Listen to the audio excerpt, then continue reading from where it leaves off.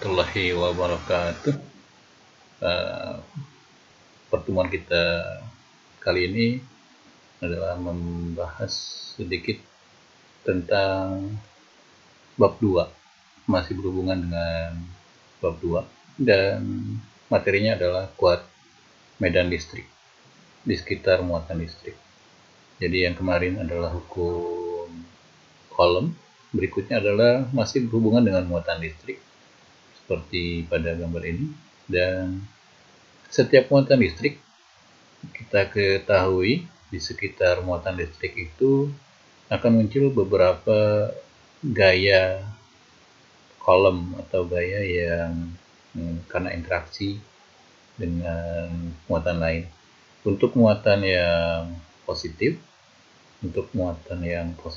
maka di sekitar muatan itu akan terjadi yang namanya kuat medan listrik. Garis-garis ini kalau digabungkan itu disebut dengan kuat medan listrik. Arahnya menuju keluar dari muatan. Untuk muatan positif, kuat medan listriknya akan menuju keluar dari muatan tersebut. Sedangkan untuk muatan negatif, muatan itu akan memiliki kuat medan listrik yang arahnya menuju ke arah pusat muatan untuk muatan yang negatif. Dan jika terjadi interaksi dua muatan yang sejenis seperti ini, jika terjadi interaksi muatan yang sejenis, maka kuat medannya akan saling tolak-menolak seperti pada gambar ini. Ini adalah kuat medan listrik yang berinteraksi antara dua muatan yang sejenis. Arahnya akan saling tolak-menolak. Sedangkan untuk yang tidak sejenis, muatan positif dan negatif, maka kuat medan listriknya akan saling tarik-menarik sesuai dengan gambar ini. Kemudian di sekitar muatan listrik positif pada titik tertentu, misalnya titik pada gambar ini adalah titik yang jaraknya R dari muatan, maka terjadi besar kuat medan listrik yang nilainya sebesar F per Q. Yang terjadi pada masing-masing gambar ini ada muatan positif, muatan negatif. Pada titik-titik di sekitar muatan itu terjadi kuat medan listrik yang besarnya sebesar F per Q. F-nya adalah F-nya adalah gaya Coulomb yang setelah kita pelajari, yang besarnya adalah perkalian dua muatan per jarak antar kedua muatan. Kita lihat langsung ke dalam contoh soal berikut ini. Sebuah muatan uji yang besarnya 25 kali 10 pangkat 5 Coulomb. Ini 10 pangkat 5 Coulomb maksudnya, bukan 105. Diletakkan dalam sebuah medan listrik. Jika gaya yang bekerja pada muatan uji tersebut adalah 0,5 Newton, berapa besar medan listrik pada muatan uji tersebut?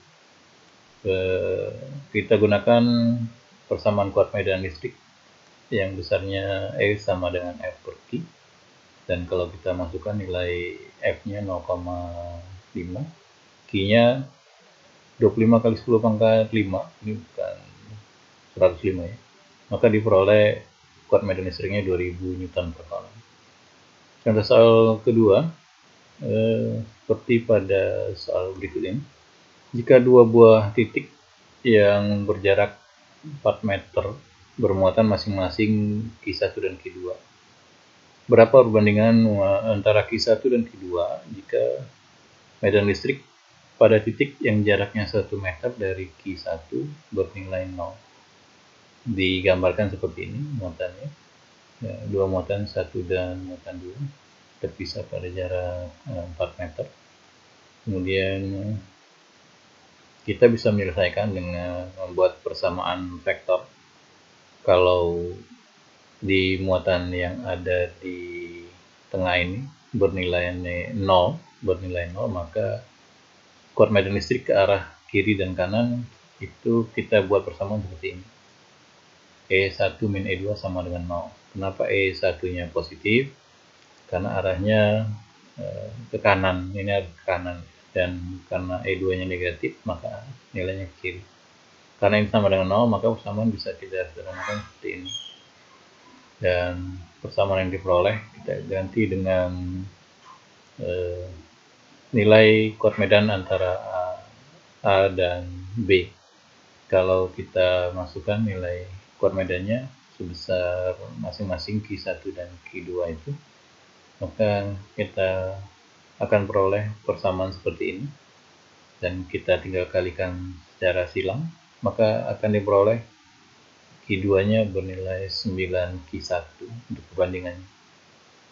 Kemudian untuk yang berikutnya, contoh soal yang berikutnya, pada gambar di bawah ini muatan A dan B, 4 kolom dan 3 kolom, jaraknya 2 meter, kemudian sebuah titik C jaraknya 1 meter.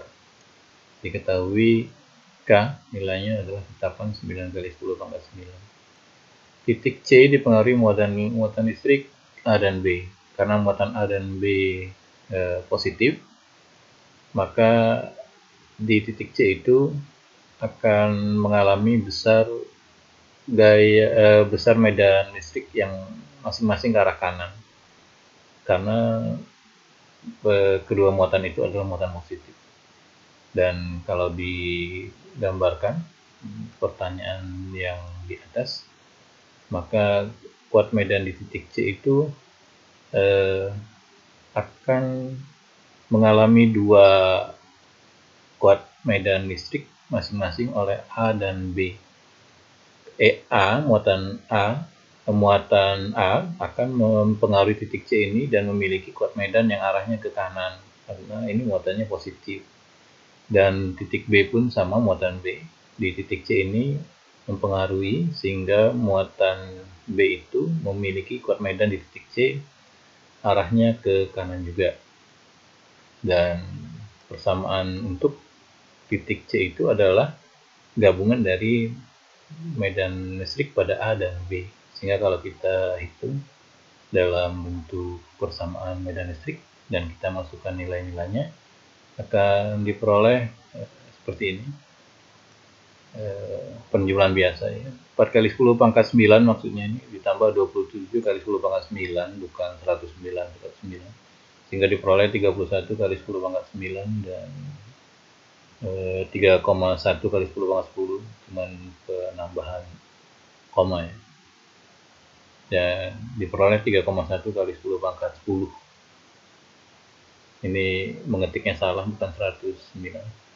Contoh soal berikutnya adalah jika terdapat segi panjang dengan panjang sisi 20 cm, lalu bila sebuah medan listrik homogen besar 200 Newton per kolom ditembakkan ke arahnya dengan arah yang tidak lurus bidang persegi tersebut, berapa jumlah garis medan listrik yang menembus bidang persegi? Ini adalah hukum Gauss, di mana hukum Gauss itu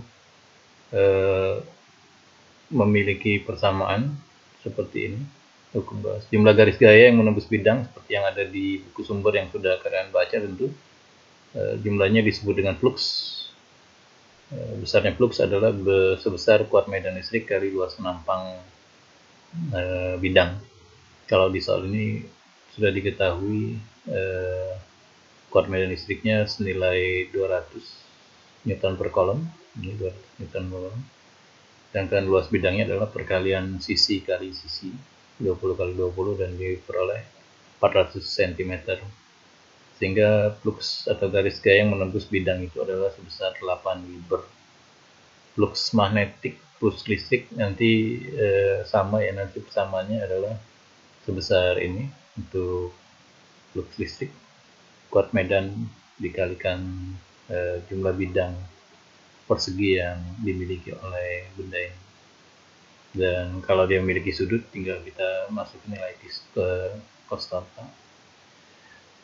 Mungkin itu contoh yang sederhana ya untuk kuat medan listrik. Jadi tinggal kalian pelajari buku sumber dan buku-buku yang lain atau media-media online yang lain untuk menambah kemampuan. Dan terakhir, silakan kalian kerjakan di rumah soal yang berikut ini, dan dikumpulkan pada link yang saya miliki di Google Sheet.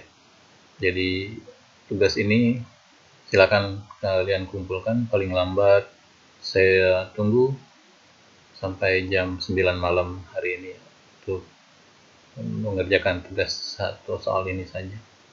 Silakan kerjakan di rumah dan foto hasil kerja kalian di buku latihan atau di buku catatan, atau boleh langsung diketik di link yang saya sediakan di Google Sheet. Cukup materi hari ini dan singkat sekali. Silakan menambah wawasan kalian sendiri di rumah dengan membaca buku dan browsing di internet. Dari saya, terima kasih. Assalamualaikum warahmatullahi wabarakatuh.